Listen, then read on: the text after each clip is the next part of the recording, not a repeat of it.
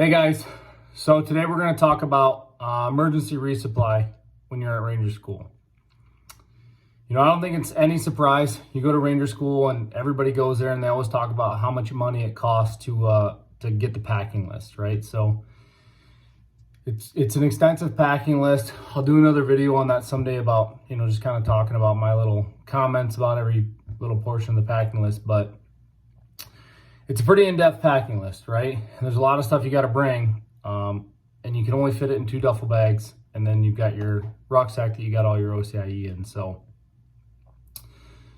you can't really bring a ton of stuff. You can bring extra. Like I was actually able to bring quite a bit of extra stuff, but something that I did that, you know, I mentioned it to a few guys and they thought it was a pretty cool idea. So I want to mention it here. Hopefully it can help somebody. So before I left, I went out and I went to the UPS store and I got some of those boxes because there's certain dimensions. I think they're 12 by 12 boxes. They only allow so big of boxes to be sent to you in Ranger School. So you can't just like grab this massive, you know, old refrigerator box and stuff it full of stuff. It's like there's specific requirements on the size of boxes that you can use. Well, anyways, so I went to the UPS store before I even left for Ranger School, and I got 3 of those boxes. And in those boxes, I packed different things, right? Because if any of your guys' wives or significant others back home are like mine, you know, they despise the military, so they really don't want to learn a whole lot about it. Honestly, my wife's a saint and she tries really hard, but you know, some of this stuff is just, it's hard for them to track down. So I wanted to take as much stress off of her before I left that I could. So what I did was I made 3 different boxes and I labeled them box A, box B, box C, and I sealed them all up. I didn't write the address on them because I didn't have the address at the time, but that's, you know, something she could have done or she could do. So I labeled each of the box A, box B, box C. Now, box A was my tactical box, right? So in that box, I put things like chem lights. I know I put a knife. I'm pretty sure I put a headlamp in there. I know I put like a multi-tool, a Gerber, a Leatherman. There's 550 cord in there. Loom tape. I put loom tape in there. I know I put extra lighters in there. And then I think I put a roll of duct tape in there as well. So I put all that in that box and then I sealed it up and I labeled it box A. I just set it to the side. Another box was a clothing box. So I think my box B was a clothing box.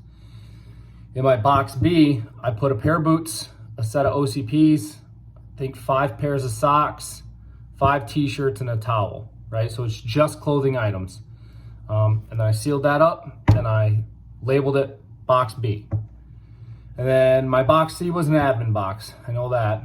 So inside that, I just had, you know, I threw a few pens and pencils. I know I threw probably a couple packs of matte pens in there. And then I put like a bar soap, a tube of toothpaste, an extra toothbrush. I know I put 2 packs of razor blades in there, the 4-pack razor blade refillable cartridges. I put 2 of those in there. I'm pretty sure I put a roll of packing tape in that one. Because you'll use that for like making products. I think I put another roll of loom tape in that one as well. Some more 550 cord in there. And then I think I put a Write in the Rain notebook or 2 in there as well. Just, you know, more of an admin thing, right? So then I sealed that box up and then labeled it box C. Now, quick note, all 3 of the boxes I put gum in there because if there's one thing you probably will never have enough of in Ranger School, it's gum. So I know before I left, I put a bunch of gum in each of those boxes. And then I also put some AA's and AAA's in each of the box because that's another thing you kind of burn through batteries pretty quick. So I put AA's and AAA's in each of the box as well as gum in each of the boxes. But I labeled all those, or I put all that stuff in there. I labeled them all, I sealed them up, and I set them to the side. You know, you don't get a whole lot of communication back home and the mail service is terrible. Like you're really only going to get mail probably once each phase, maybe twice if you're lucky, but you're not getting a ton of mail. So like you don't have a ton of opportunities to, and you're only getting one phone call per phase. So you don't have a lot of opportunities to reach back home to your loved ones or your support system and let them know you need these things. And then, if you're not pre-packaging, like my thought was, if I'm not pre-packaging this, I send a letter home to my wife and I say, hey, I need, loom tape and 550 cord, and I need a Gerber, and you put all these random military jargons in there. She had the point of contacts for like my supply NCO and guys in my unit that she could go talk to, and they would help her out. They're super helpful guys. They would have helped her out find it, but that's just extra time that she had to spend to track it down. And the whole purpose of this was to make her life easier. So it doesn't really make her life easier if she's got to do a bunch of running around to try to find this crap. So I just did it on the back or on the front end. So then if I sent a letter home, or I passed Darby phase and I was like, hey, I need a bunch of clothing. My boots are shot. I need you to send me box B. So just something like that. It made my life easier. Actually, I ended up taking so much crap that I ended up she didn't even send me a single box. I couldn't even close my duffel bags when I left. It was insane. I had so much extra crap, but I wanted to be prepared. There's very few things in Ranger School you can control. Your fitness and your packing list are like two of the biggest things you can prepare for. So I wanted to make sure that my packing list was rock solid. And in the event that it wasn't, I wanted to be able to have like kind of a fallback or a contingency plan, if you will. So that was something I did. I know I mentioned it to a few guys and they really seemed to think it was a great idea. I had one guy ask me to make a video. Mahoney, if you're listening. So this video is for him. That's exactly what I did. I made a tactical box, a clothing box, and an admin box. And then I put gum and batteries in all three of those boxes. I labeled them.